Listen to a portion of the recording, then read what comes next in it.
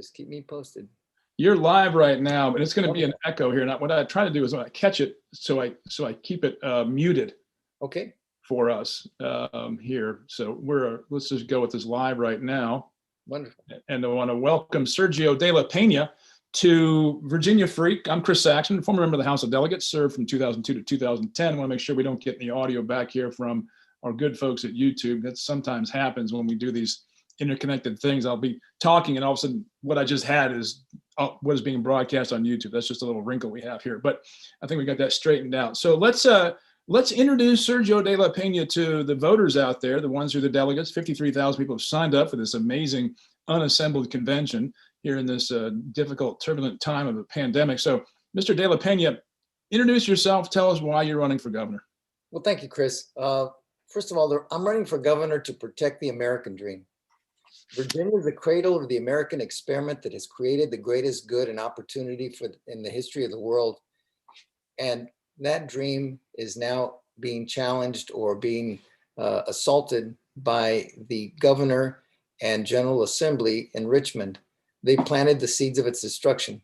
If you look at all of the socialist ideas that they put in place in legislation, they've now been able to package something that is being trotted out at the national level. And we can see it continuously as we see what is being applied, such as the Equality Act, the legislation that is being attempted to be passed on national standards for elections. We're seeing it in the censorship that's taking place at the national level. All of those bad ideas have been trotted out already in the Commonwealth and now being applied to the national level. So we've got to stop that. That's not the America that I know. That's not the America that is consistent with the American dream. And it's what I want to change.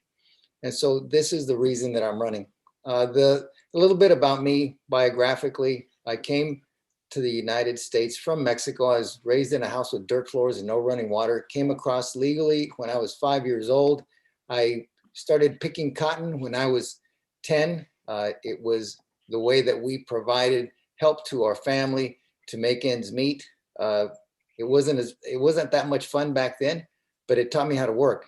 And then I continued to work on all sorts of different farm types of jobs. And then I had 20 different jobs before I went into the Army. I entered the Army through the ROTC program, and I was very blessed to go to the University of Iowa. I was able to attend Airborne and Ranger School before I went into the Army, and I passed both on the first try, and I was one of the few cadets at that time during that year that was able to do both. So I had a solid foundation on leadership before I entered the Army. I spent 30 years in the Army and retired as a colonel. I want to give you an opportunity to catch up if you have any questions to that point.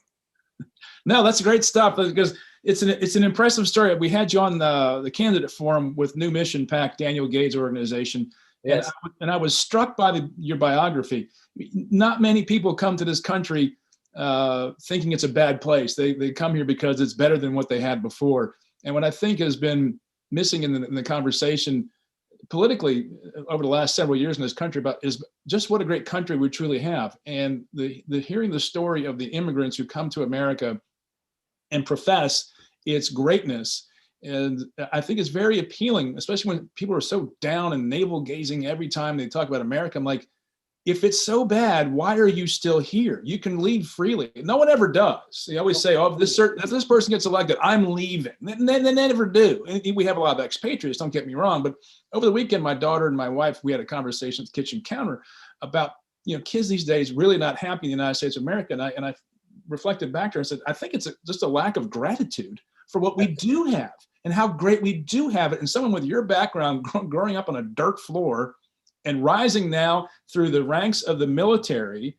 getting an education, and now running for governor of the Commonwealth of Virginia. It's an extraordinary story, and I just commend you for living it and telling it, and continue to offer yourself up for service. But let's dive into some of these issues that are before us. I think we've had enough conversation on election integrity and guns and whatnot, but I think there's some other issues out there that are important to people that still dovetail to what you were discussing. Let's get into education because that's a big one.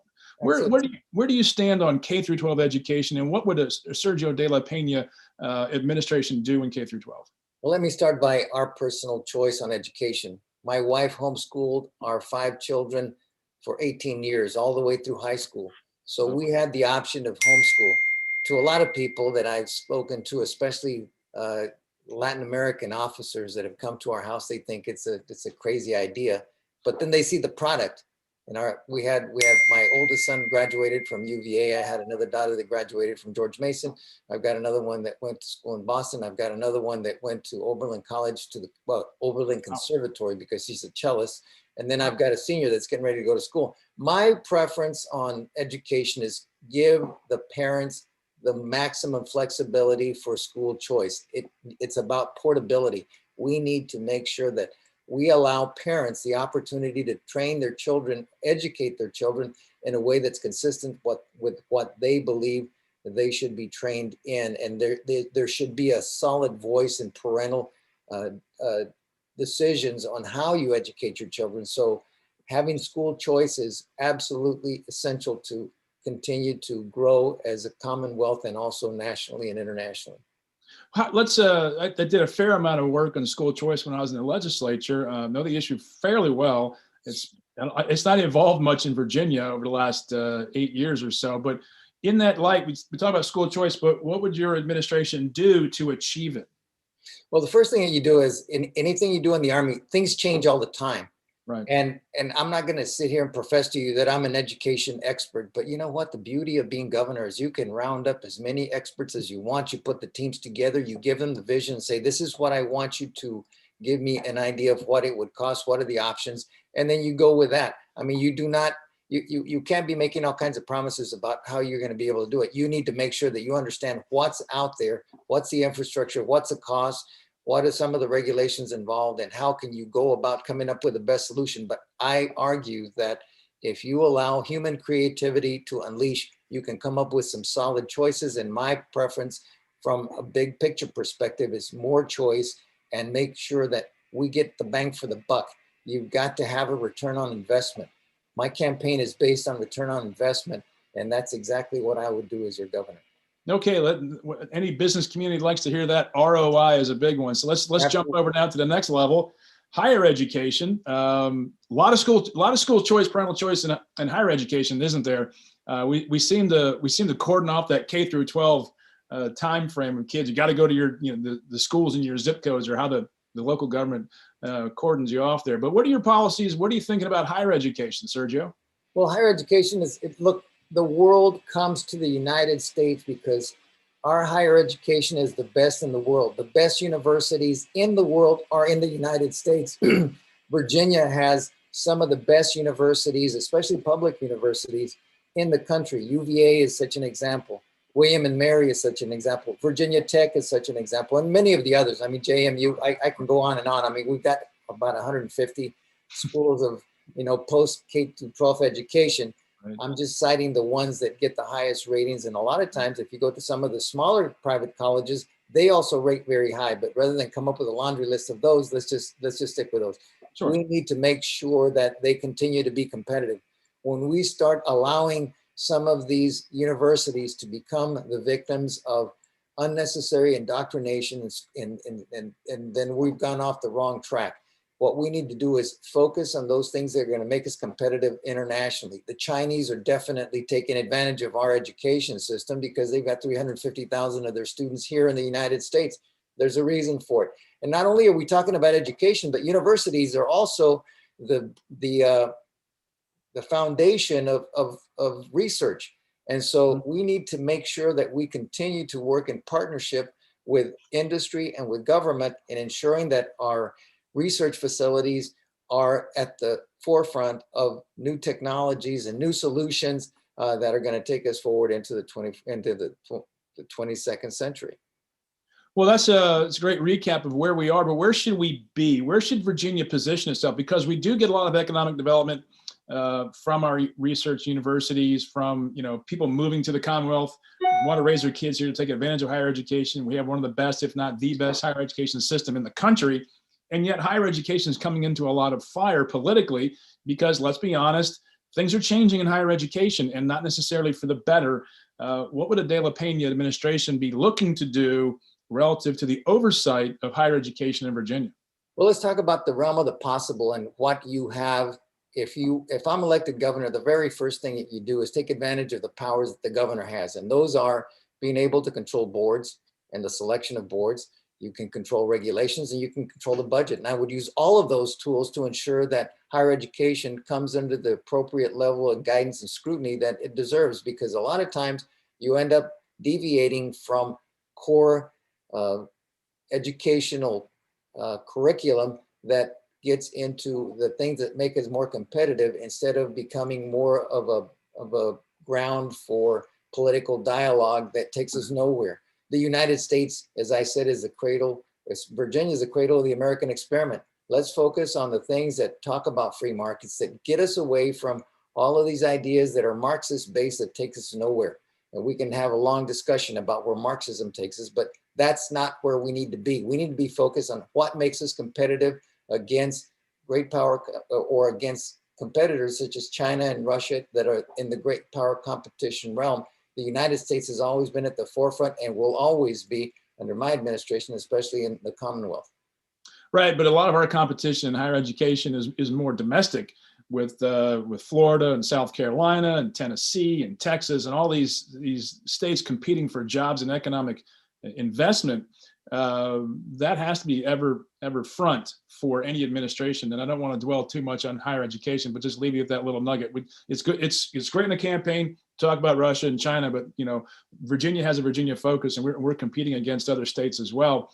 Let's move to, and I know you know that. For the audience, I don't want to get too far gone in foreign policy, especially given your military background, right? So let's move to healthcare. Okay. What are your thoughts on Virginia's healthcare system, and what have you learned to date about it? Well, Virginia's healthcare system has been constantly becoming more and more dependent on the federal government. And I think that's part of the problem that we have, not just in healthcare, but across the board. We need to make sure that we are in a dialogue with the federal government. But one of the things that you don't want to do is become overly dependent on the federal government. The Commonwealth needs to start by opening up completely. We need to reopen our economy. We need to reopen schools. We need to reopen everything, because everything stems from how much wealth do you produce? And if right now what we've done is we've shut down selectively many of the small businesses that generate that wealth, that then provide the resources so that you can have more choice in healthcare. So you've got to look at the bigger picture. It's kind of like in your previous segment on education. You're right. There's an international piece, but there's also the domestic piece and the Commonwealth piece, which is that you've got to tie the K through 12 through the education system at the higher levels, and it's all interconnected. And you need to make sure that you establish a solid foundation so that you can achieve the goals that you want, especially when it comes to healthcare. Well, in the one of the biggest debates we have in healthcare today is on certificate of public need, COPN or CON, as is known in other states, where the state controls more or less where we're going to have certain healthcare facilities. Have you been able to get very deep on COPN? And if you have, do you have an opinion on it right now? Well, I can tell you from a general perspective, I'm all about creating the conditions for less dependency on government and more dependency on the private sector. So that would be my focus. Getting into the details of all that kind of stuff is kind of like talking about, you want to talk about defense policy, we can really get in the weeds. The thing is that we need to provide more choice. We need to provide more private sector control of some of these things. And this is the beauty of Virginia, which has one of the largest brain trusts of any state in the country. We have the expertise here. We've got the people that are willing to come forward and do all of this to improve our Commonwealth for a relatively low cost. And we can definitely be a lot more competitive if we just focus on the things that make a Commonwealth more productive. And I focus on strong families, meaningful work in a safe environment of freedom. Let's move from healthcare to mental health. I think the May is Mental Health Awareness Month. Removing the stigma to mental health is a big one. Moving forward in this country, I think it contributes to our health lack of health. I mean, our physical health is mental health is right. It's all interconnected there. What would a Sergio de la Pena administration do relative to mental health awareness, and destigmatizing the need for treatment? No, absolutely. So, by the way, I'm a psychology major. I was going Oh, to, well, there we go. my desire in life was once to be a clinical psychologist. Then I fell out with the army, and it kind of deviated me from following what I had originally started. But I in that vein, I did a lot of, I did a practicum at a rehabilitation center and understand the need for mental health and the need for having the appropriate trained professionals. So that's one of those areas that we need to look into very seriously, because a lot of times some of the homeless cases that we have are because of mental health. Some of the stigmas that come back now from, or not stigmas, but some of the challenges that we face now is our veterans coming back from combat with PTSD. All of those things are very important. We need to explore different possibilities, include more agencies to make them aware of what all of this means and what impact it has in communities. And I think a lot of it is just basic awareness and just making sure that people understand the importance and the need for having them. Well, I think especially with your military background, the amount of PTSD in our military ranks, the stress on families, and I think especially given the sizable veterans population we have in Virginia, talk about that bridge between mental health, veterans work, and what your administration would do to really help the citizens of the Commonwealth fighting these terrible diseases.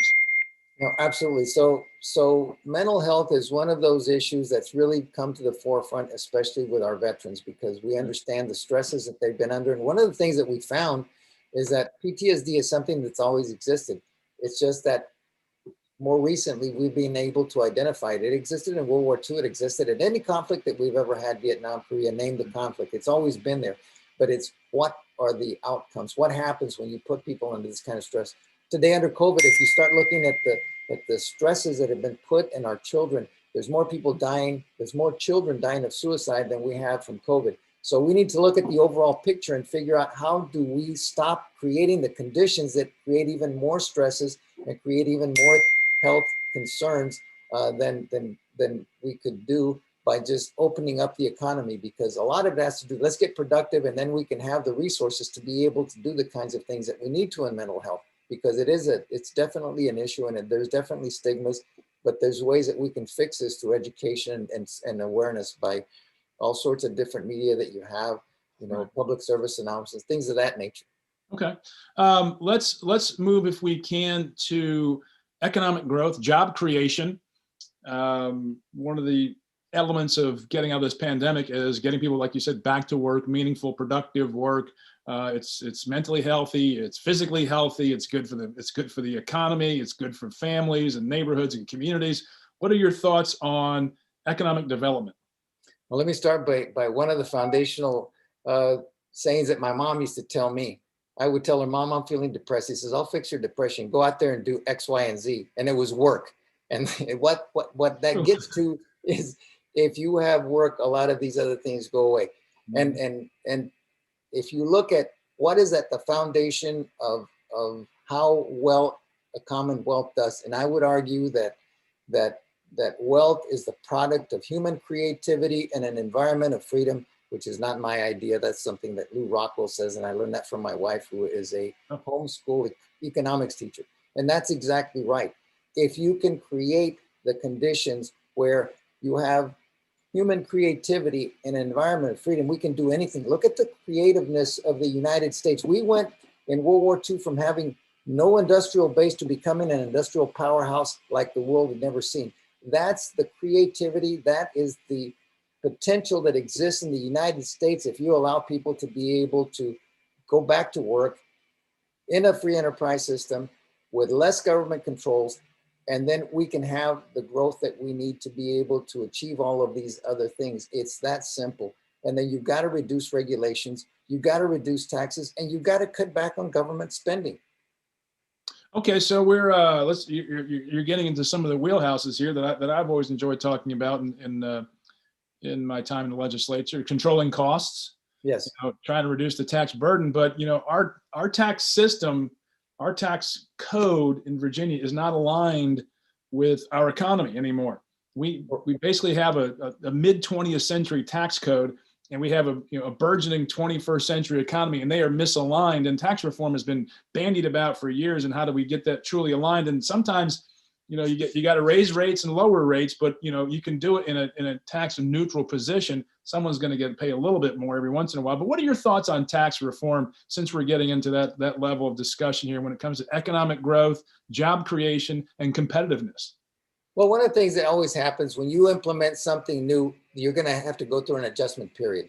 And if you look at how we got out of some of the economic pickles that we were in before, if you look at the malaise that Jimmy Carter talked about and the reductions of inflation, the initial hits are going to hurt because you're going to have to make this adjustments. But I would argue that as long as you keep stifling productivity from the private sector, you're not going to grow. And you're not going to be able to have a tax base unless you have productivity, because if you look at government bureaucracies, they do not produce profits. Government bureaucracies are necessary up to a point, but when they become too cumbersome, they become a burden on everybody else that has to work. That's why we're in debt up to our eyeballs. We have $85,000 of a tax burden, give or take, on every private citizen in the United States. That's every man, woman, and child, because we are the world's currency, so we can afford to print money. Everybody else has to balance their budgets. Commonwealths have to burden their budgets. States have to burden their budgets, or they have to control their budgets. And so if you don't do that, spending goes out of control, and then you end up with a mess that we're in. So we're going to have to reduce spending so that you can allow private enterprise to produce wealth, so that we can then have the tax base to do the things that we want to do.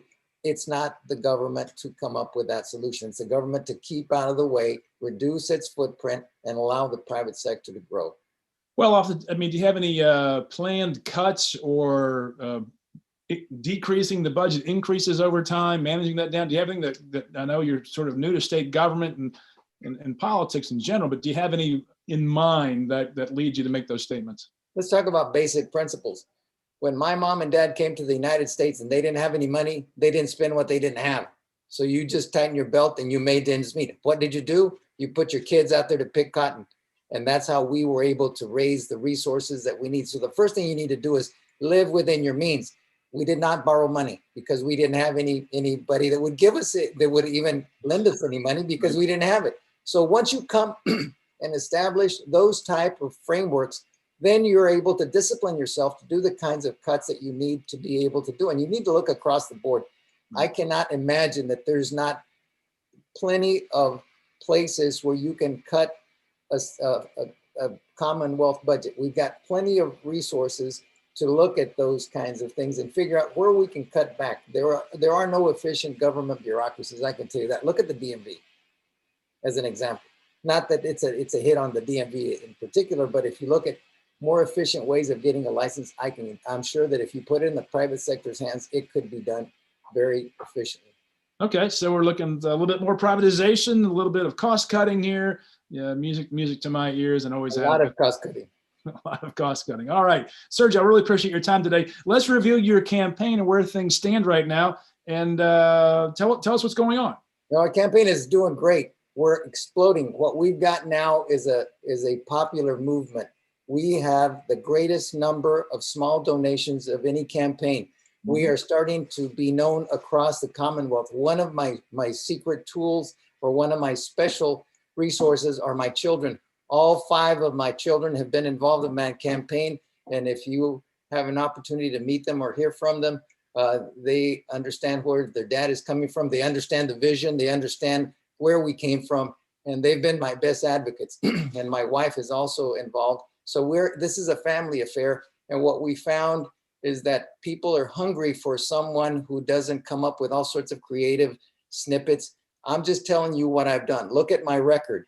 I was a Deputy Assistant Secretary of Defense for Western Hemisphere Affairs. I took care of defense policy for this half of the globe. I did 30 years of military service, retiring as a colonel. I understand what it is to lead men and women into harm's way and be able to do that responsibly. So I have the background, I have the experience, and that message is resonating because I also don't like to throw rocks. I prefer to just tell you who I am and what I can do for you. and what you can expect from me as your governor.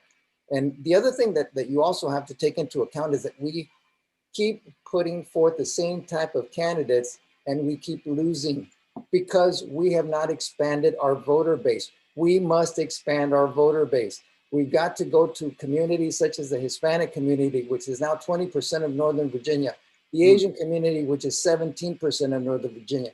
I am that Hispanic community. I hope President Trump, in his outreach to Hispanics from May to November of 2016, I did 60 interviews in national and international media in Spanish, and we got in 29% of the Hispanic vote. I can do that for Virginia. I've already got the networks built because I am part of that community. Okay. I can also relate to the Asian community because they know what it is to live under communism. I can tell you that none of the other candidates can. So I can expand that voter base. And oh, by the way, I'm also part of the military community. And every time I speak to veterans, they understand that I know what their needs are and I will do my best to help solve them. And for the rest of Virginia, I know what working men and women in Virginia go through because I've worked in those fields. I've been that heavy equipment operator. I've been that truck driver.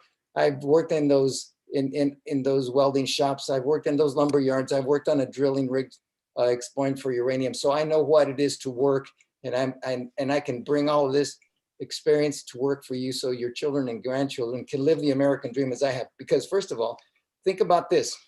Only in the United States can you have someone who didn't speak a word of English apply for the job held by Patrick Henry, Thomas Jefferson, and James Madison. Only in America. There is no China dream. There is no Russia dream. There's only the American dream. And the American dream is what I've lived. And the uniqueness of my dream is that I'm not unique because all of you have lived that American dream. Well, that's powerfully stated. And I really appreciate your time, but let's try to get a glide path off this interview and talk about what you've seen around the Commonwealth. Throw out some favorite restaurants and people that you've met, some of the great lessons from the campaign trail. Give us a little hand here. Give us a little help. No, I'll tell you what, to me, the most wonderful experience I've had is talking to people throughout the Commonwealth, because I find that there's a hunger out there for a change. And what I find in some of these small communities is that people think about these country bumpkins. They're not.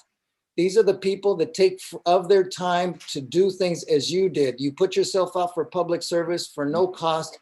They're out there doing this after they've done a full day of work, and they continue to go out there to make their communities better. And it makes me feel like an American. I understand now what grassroots political positions are all about. And we've got to fill more of those, especially at the school board level, especially at the counter supervisor level, especially in city governments. All of those have to be filled because these are the people that most care about our country. So as far as the restaurants, part of the problem that I've had on these engagements is I don't get a chance to eat much. That means you're campaigning the right way.